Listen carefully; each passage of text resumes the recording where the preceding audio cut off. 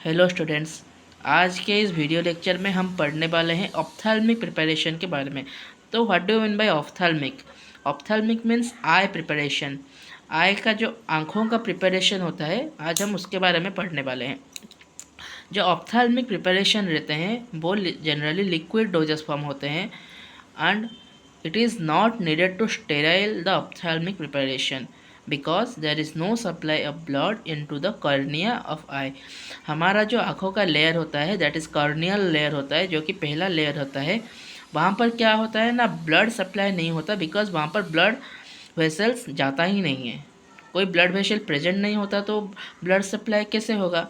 तो वहाँ पर अगर ब्लड सप्लाई नहीं होता है तो स्टेराइल प्रिपरेशन नहीं करे तो चलता है। ठीक है, हम वहाँ पर वाटर फॉर इंजेक्शन का यूज़ कर सकते हैं। वाटर फॉर इंजेक्शन ये वाला यूज़ करते हैं। So what is the basic requirement for the preparation? हमारा जो बेसिक रिक्वायरमेंट होता है वो जो हम वाटर यूज़ करते हैं वो फॉरेन पार्टिकल्स से फ्री होना चाहिए। उसके साथ साथ जो माइक्रो ऑर्गेनिजम्स होते हैं उसमें फ्री होना चाहिए। No need to sterile water for injection. हमारा जो स्टेराइल वाटर नहीं होता तो चलेगा। और मोस्ट इम्पोर्टेंट पॉइंट, वो जो हमारा लैक्रिमल फ्लूइड होता है जिसमें टीयर आता है उसके साथ उसका पीएच मेंटेन होना चाहिए। बिकॉज लैक्रिमल फ्लूइड के साथ अगर पीएच मेंटेन नहीं होगा तो प्रिपरेशन कुछ काम का नहीं है। The pH of the lacrimal fluid कितना होता है? 7.2 टू 7.4। ये होता है हमारा आई का पीएच लैक्रिमल फ्लूइड का। ये एक इम्पोर्टेंट पॉइंट है, रिमेंबर कर लीजिएगा। सो जो प्रिपरेशन होता है आई का वो 3 टाइप्स के होते हैं। लिक्विड प्रिपरेशंस होते हैं, सेमी सॉलिड होते हैं एंड सॉलिड प्रिपरेशंस होते हैं। लिक्विड के अंदर क्या क्या आता है? लिक्विड के अंदर हमारा आई ड्रॉप एंड आई सस्पेंशंस आते हैं। एंड सेमी सॉलिड में हमारा आता है आई ointment and creams. And solid preparations में आते हैं कॉन्टैक्ट लेंसेज। आजकल हम चश्मे के बदले कॉन्टैक्ट लेंस भी लगा लेते हैं ज़्यादा अच्छा दिखने के लिए। सो जो आई सस्पेंशन के बारे में हम बात करते हैं, आई सस्पेंशन में जो पार्टिकल्स होते हैं उसका जो साइज़ होता है वो less than equal to 10 micrometre होना चाहिए। बेसिकली आई सस्पेंशन ज़्यादा यूज़ नहीं किया जाता है बिकॉज ये आई को इरिटेशन कॉज करवाता है। आई को मतलब जलन होता है, मतलब आई हमारा जो आँख है वो ज़्यादा जलने लगता है। ठीक है, सो दिस उसके लिए हमारा एक टेस्ट परफॉर्म किया जाता है कि हमारा उसको बोलते हैं ड्रेजल्स टेस्ट। इस टेस्ट को हम परफॉर्म करते हैं आई सस्पेंशन यूज करने से पहले। वो उसको हम बोलते हैं आई टॉक्सिसिटी टेस्ट। इस टेस्ट किस में परफॉर्म किया जाता है? जनरली रैबिट्स के अंदर परफॉर्म किया जाता है आई टॉक्सिसिटी और ड्रेजल्स टेस्ट। ये भी एक इम्पोर्टेंट पॉइंट है कि आई टॉक्सिसिटी टेस्ट और ड्रेजल्स टेस्ट क्या किस एनिमल में परफॉर्म किया जाता है। ठीक है, नेक्स्ट हम बात करेंगे आई ऑइंटमेंट के बारे में। आई ऑइंटमेंट के लिए हमारा जो बेस यूज़ किया जाता है उसको बोलते हैं aqueous base. Aqueous base means, aqueous means what? It is watery, that is watery base. हम अगर एक आई ऑइंटमेंट को लेकर हमारे आँखों में अप्लाई करेंगे तो क्या करेगा? पहले तो उस जो बेस हमने यूज़ किया है वो जल्दी से जल्दी आँखों में डिज़ल्व होना चाहिए। डिज़ल्व नहीं होगा तो वो एक्ट कैसे करेगा, काम कैसे करेगा? ठीक है, सो एक्वेसस बेस यूज़ करते हैं। मैं एक एग्जांपल लिख लेता हूँ यहाँ पर। हम यूज़ करते हैं मैक्रोगॉल। ये एक हमारा आई ऑइंटमेंट का बेस होता है और इस मैक्रोगॉल को हम बोल सकते हैं पॉलीइथिलीन ग्लाइकॉल। इसका केमिकल नेम है, ये अदर नेम है मैक्रोगॉल और पॉलीइथिलीन ग्लाइकॉल। ड्रॉबैक्स क्या होता है आई ऑइंटमेंट का? ये जो आँखों में हम अप्लाई किए तो हमको दिखने में थोड़ा दिक्कत होता है। इसका बायो अवेलेबिलिटी ज़्यादा लॉन्गर टाइम है। Bio availability means what? जितना भी ड्रग हमारा हमारा ब्लड सर्कुलेशन सिस्टम को पहुंचता है उसको हम बायो अवेलेबिलिटी कहते हैं। Drug that reaches to the systemic circulation that is called as bioavailability. तो हमारा जो आई ऑइंटमेंट है वो जो बायो अवेलेबिलिटी उसका बहुत ज़्यादा होता है, वो बहुत ज़्यादा टाइम लेता है सिस्टमिक सर्कुलेशन को पहुंचने के लिए। नेक्स्ट आता है क्या? हमारा आई ड्रॉप। लिक्विड प्रिपरेशन है।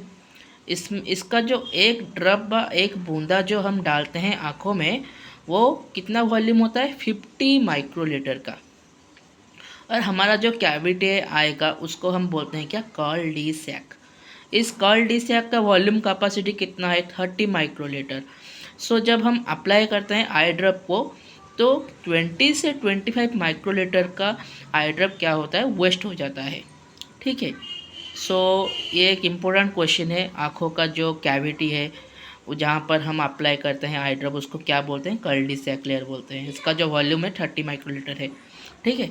सो जो mean volume of human tear होता है वो कितना होता है, 7 to 8 माइक्रोलीटर। ओके, ये हो गया आई ड्रॉप के बारे में, आई ऑइंटमेंट के बारे में और आई सस्पेंशन के बारे में। ठीक है। अब हम बात करेंगे जो इम्पोर्टेंट एडिटिव्स होता है जो कि हम ऐड करते हैं for the preparation of I drop, I ointment, I suspensions. ठीक है। सो these are some important additives, that is thickening agents, buffering agents, wetting agents and also finally the stabilizing agents. सो पहले हम दिखेंगे थिकनिंग एजेंट्स के बारे में। Thickening agents कहाँ पर मेनली ऐड किया जाता है, मेनली हम इसको ऑइंटमेंट में ऐड कर सकते हैं। ठीक है। आई ड्रॉप में बेसिकली ऐड नहीं किया जाता है, कि आई सस्पेंशन में ऐड किया जाता है बट इतना नहीं। इसको हम रेगुलरली भी यूज़ नहीं करते, मेनली ये ऑइंटमेंट में ऐड किया जाता है, तो थिकन करने के लिए, उसका वॉल्यूम बढ़ाने के लिए। ठीक है। It is not use regularly, ज़्यादातर इस्तेमाल नहीं किया जाता है। इस्तेमाल भी करते हैं, क्या क्या इस्तेमाल करते हैं, methyl cellulose, povidone, dextrin and polyethylene glycol का अलग नाम क्या बताया था, दैट इज़ मैक्रोगॉल। पोविडोन का केमिकल फार्मूला क्या होता है, 1 विनाइल 2 पायरोलिडीन, 1 विनाइल 2 पायरोलिडीन। ठीक है, ये याद कर लेना, ये अच्छा नाम है, केमिकल फार्मूला पोविडोन। ठीक है। और बफरिंग एजेंट को यूज़ करते हैं to maintain the pH of the eye drop और eye suspension, that is phosphate buffer use कर सकते हैं, साइट्रेट बफर, बोरेट बफर, ये तीनों बफर होते हैं जो कि हम इस्तेमाल करते हैं। बफर के बारे में हम एक अलग से लेक्चर में अच्छे से पढ़ेंगे। ठीक है। हमारा मेनली सर्फेक्टेंट यूज़ करते हैं ज़्यादा से जल्दी डिज़ोल्व होने के लिए आँखों में, जो कि increase the wettability. Increase wettability means ज़्यादा, मतलब बहुत जल्दी डिज़ोल्व होने के लिए हम यूज़ करते हैं क्या, सर्फेक्टेंट को यूज़ करते हैं। मोस्ट कॉमनली हमारा जो सर्फेक्टेंट यूज होता है कॉमनली, वो होते हैं क्या, ट्विन होते हैं और स्पान होते हैं। ट्विन एंड स्पान्स हम यूज़ करते हैं। ट्विन का मतलब पॉलीसर्बेट्स होता है, tweens. Anionic surfactant, cationic surfactant, amphoteric substance surfactants जो होते हैं वो आई को टॉक्सिसिटी कराते हैं, तो इसको हम नहीं यूज़ करते। ठीक है। नॉन आयोनिक सर्फेक्टेंट होते हैं ट्विन एंड स्पान, इसको हम यूज़ करते हैं, इसके बारे में अलग से हम पढ़ेंगे। ठीक है। नाउ हम देखते हैं stabilising agent. Stabilising agents means there are two main stabilising agents, that is antioxidants and preservatives. Antioxidant का काम क्या होता है, वो रिडक्शन को प्रिवेंट करता है। अगर ऑक्सीडाइज हो गया तो कुछ अलग सा इफेक्ट शो कर सकता है आँखों को। और एंटीऑक्सीडेंट के हमारा जो होता है sodium metasulphide, sodium metabisulphide, EDTA and disodium EDTA. These four are the agents which we use as a antioxidant. ठीक है। प्रिजर्वेटिव्स हम क्या यूज़ कर सकते हैं, बेंज अल्कोनियम क्लोराइड। इसका जो सेल्फ लाइफ होता है आई ड्रॉप या फिर आई सस्पेंशन के बारे में हम बताते हैं, तो इसका सेल्फ लाइफ को इम्प्रूव करने के लिए हम preservative like benzalkonium chloride, chlorobutanol, phenyl mercuric acetate, phenyl mercuric nitrate, ये चारों प्रिजर्वेटिव हम यूज़ कर सकते हैं। ठीक है। अब हम आते हैं स्टेरिलाइजेशन के बारे में। स्टेरिलाइजेशन के बारे में अगर बात करूं तो हम 3 टाइप से स्टेरिलाइजेशन कर सकते हैं। लाइक ऑटोक्लेव के अंदर हम डाल सकते हैं 121 degree Celsius for 15 to 30 minute. ये एक स्टैंडर्ड मेथड है ऑटोक्लेव का। हम फिल्ट्रेशन टेक्निक भी यूज़ करते हैं। क्या, कौन सा filtration technique, that is membrane filter का यूज़ करते हैं, जिसका पोर साइज होना चाहिए 0.22 माइक्रोमीटर।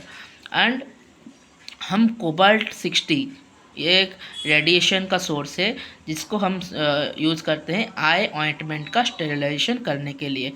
फाइनली जो कंटेनर हम यूज़ करते हैं प्रिपरेशन ऑफ आई ड्रॉप के लिए या फिर आई सस्पेंशन के लीजिए, जो कंटेनर हम बनाते हैं उसका कंटेनर किससे बना होता है? पॉलीइथिलीन का यूज़ करते हैं, पॉलीसॉर्बेट्स का, सॉरी पॉलीस्टीरीन्स का यूज़ करते हैं। This two are the thing which we use for the container. ठीक है। सो इसके अंदर हम इम्पोर्टेंट क्वेश्चन की अगर बात करें तो हमारा ये होता है कि ऑटोक्लेव का जो ड्यूरेशन रहता है कितना रहता है, मेम्ब्रेन फिल्ट्रेशन का पोर साइज कितना रहना चाहिए, और वेटिंग एजेंट में हम कौन सा सर्फेक्टेंट्स यूज़ करते हैं, स्टेबलाइजिंग एजेंट क्या क्या होते हैं, और हमारा प्रोपिडोन का केमिकल फार्मूला क्या है, थिकनिंग एजेंट किसके लिए। यहाँ पर हम देख सकते हैं कि पीएच ऑफ लैक्रिमल फ्लूइड कितना होता है, ये एक इम्पोर्टेंट क्वेश्चन है। और ड्रेजल्स टेस्ट किस में परफॉर्म किया जाता है। These are some important questions. Okay, write it down, and if you want the note you can just pause it and write it. Okay, thank you.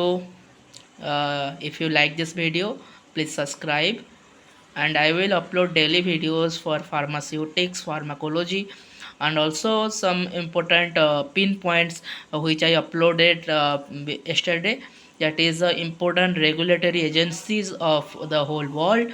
So thank you. Please subscribe and share with your juniors for these contents.